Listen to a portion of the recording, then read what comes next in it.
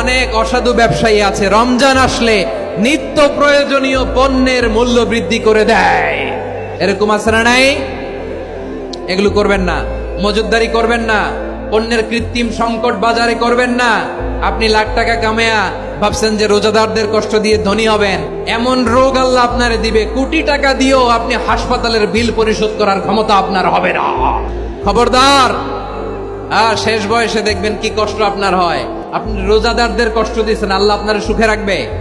আল্লাহর দোহাই লাগে আমার ব্যবসায়ী ভাইরা এটা করবেন না। আরব বিশ্বে আমরা দেখেছি, আরব বিশ্বের ব্যবসায়ীরা সারা বছরে ব্যবসা করে, রমজানে ভর্তুকি দেয়। আর আমার দেশের কিছু অসাধু ব্যবসায়ী রমজানে গলাকাটা ব্যবসা করে আর সারা বছর সইটার উপর দিয়ে চলে। চিল্লায় বলেন ঠিক কিনা? করবেন না, এটা করবেন না। নিত্য প্রয়োজনীয় পণ্যের মূল্য বৃদ্ধি করা হারাম, পণ্যের কৃত্রিম সংকট তৈরি করা হারাম, মজুতদারি করা হারাম, রোজাদারদেরকে কষ্ট দেয়া হারাম। এটা করবেন না।